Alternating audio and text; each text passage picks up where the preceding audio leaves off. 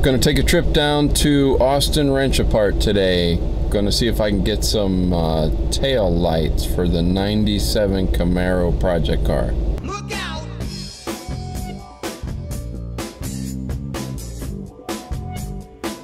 I think Wrench Apart's now popular, or business isn't booming for the auto recycling industry. This place is always packed.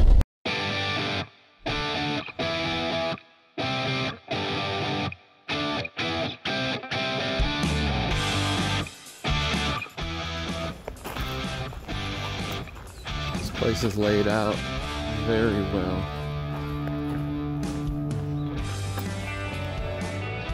Demolition Derby Parts Store. Okay, depending on what you're looking for, you try and get a clue as to why the car is here. Like if it was in an auto accident, or if it had some kind of mechanical failure, that'll give you a clue as to what's still good and what's not. This one doesn't have any real horrible body damage. Might have been rear-ended. Kind of looks like it. But I don't see any damage here on the back bumper. There's only damage on one side, so that's kind of a mystery. Body shop guys will probably tell you exactly. But, so if you need an engine, and you see that the car is in here and still looks intact, possibly a problem with the engine or the transmission, which would have caused somebody to get rid of it. This one's obviously had some sort of hose failure, it looks like, since this is new and there's all this rusty water around here. That's kind of indicative of a hose that's blown and you're sprayed rusty water everywhere, which is horrible. Don't ever let your car get like that. Horrible. Change your fluid out. Don't put straight water in it, like ever. And if you do mix your own coolant 50-50 with water, don't use tap water or garden hose water. Use distilled water. 50-50 mix. In other words, follow the directions on the bottle. Another clue for you. See how this red doesn't look like this red? If you're ever buying a used car, look for this, because that's how you can tell if it's been painted or not. They painted this with the hood closed or maybe just propped open a little bit. This paint should be very close to this paint. In case you didn't know, Camaros are fiberglass doors, plastic fenders.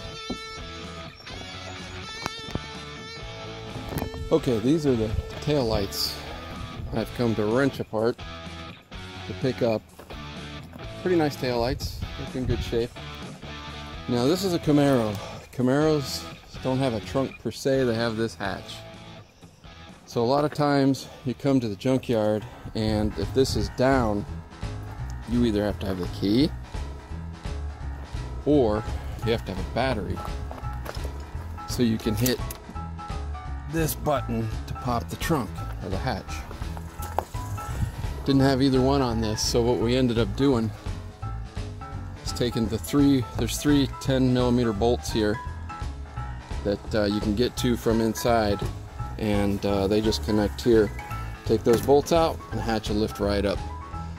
Now what I am also picking up is a spare tire and a jack, neither of which my car has. So that's one thing down off the list, and some other little knickknacks you can get for your project car. These, things like this, not necessarily just for this car, but mine doesn't have these, so it's gonna have them today. As well as nut plates for these doors, which I got out of here previously. What else goes on these doors? The lock handle, whatever, that sticks through right here. I went ahead and grabbed those. and anything else you need. Mirrors, I mean, there's all kinds of good stuff. Typical Camaro. That's horrible. Okay, when you're at Wrench Apart, do your fellow Wrench Apart patrons and project car enthusiasts a favor by putting things that are still in good condition back in the car. I took those door panels off last weekend and put them inside the car. Now one of them's out there, the other one's probably over on the other side if somebody hasn't bought it. It at least keeps it protected so that somebody else can use it, and it's just good karma. Here's a tip: don't leave any tools here. You will not get them back. Something gratifying about getting parts that you need and not having to pay a ton of money for them, because I could always order them on Amazon, have them show up at the door, but some things you can't do that with. So I don't mind doing this. This is all right. And it feels good to get parts I need and get something off my mind. If you've ever restored anything, you know exactly what I'm talking about. At this location, there is no place to wash your hands, so keep that in mind when you come. Be prepared.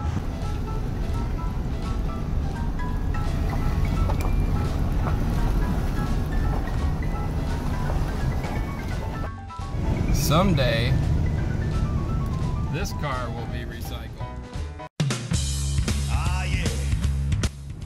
Speaking of recycling, this is the ultimate form of recycling. Getting parts that would normally be crushed, melted down, whatever, putting them back into service rather than buying new, that's recycling. So I got all these parts from Wrench Apart. So I'll be changing taillights, harness, and adding a jack and the spare tire, which goes over here. On camera, these taillights look okay, but they're not. And that's what happens to these. They get old and brittle and start falling apart.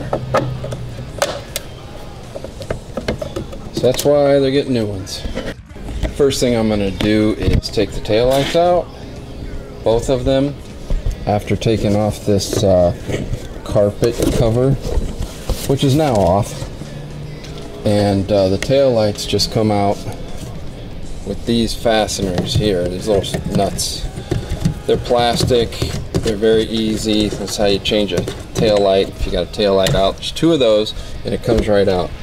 Now the wiring is behind this panel right here. So there's just a couple, probably 4 10mm nuts, one here, one on the other side, and one down there in the back. That take that off, and this panel comes right off, and then your wiring is all run behind it. I'll show you that when I get it off. This is what it looks like when they're out. Just 2 screws here, and then these just twist out. I don't think you can get them in wrong, but I suppose that's possible. This is literally how easy they come out. Take the 2 nuts off the back.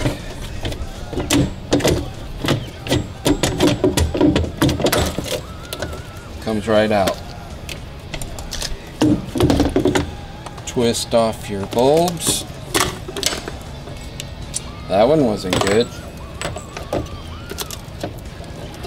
Now you see why I gotta change out this harness.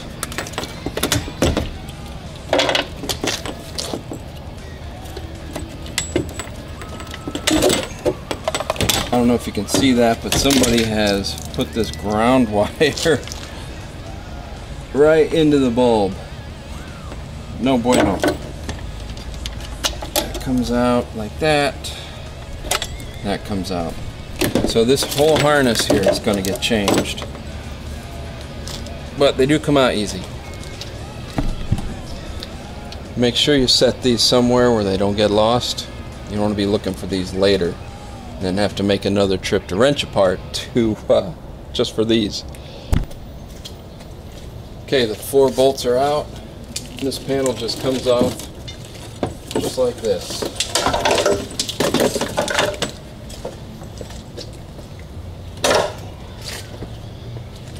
Yay for Chevy. Okay, here's a new harness. Just got it laid up here. Gonna take the old harness off. You can see it's got these clamps here every so often. I'm going to save those. So you want to open this with just a screwdriver. Of course, it's hard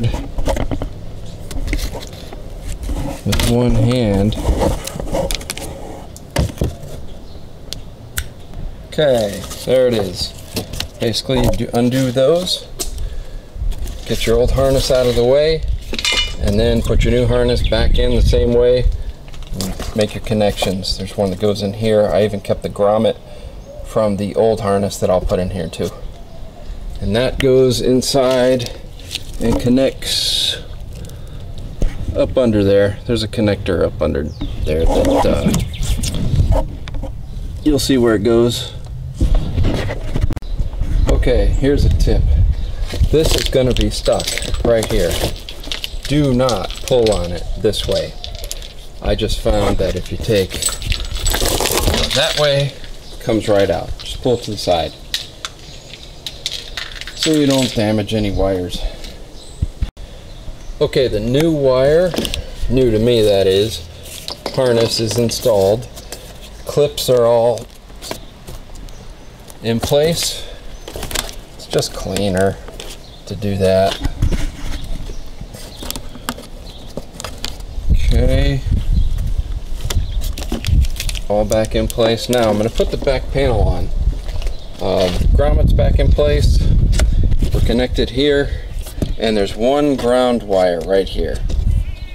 Piece of cake. So we're going to put this panel back on, and then we're going to test the lights before we put everything back together, just to make sure it's all hooked up again.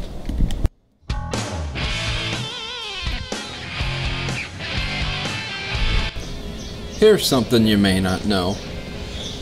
Rear axle differential damage may occur if you drive over 50 miles an hour when this tire is used as a rear tire. Under these conditions, the differential pinion seal can be damaged due to lubricant overheating. Lubricant leakage can result. To help avoid differential damage, don't drive at speeds over 50. If this is used as a rear tire, speed limit does not apply when this tire is used as a front tire. I couldn't see going any faster than 50 with this thing on any one of the tires. Crazy. Make sure this is inflated to the correct pressure before you put it back in your car. You should check this once in a while and make sure that it's inflated right. 60 psi max pressure. 60. It's a really good idea to hold on to your old harness. Imagine the fun you can have with this, going to your friend's house and saying you just found this under their car. Halloween costume accessory. Just mount this to the outside of your house next to your ADT sign. Everybody will think you got some high-tech alarm system.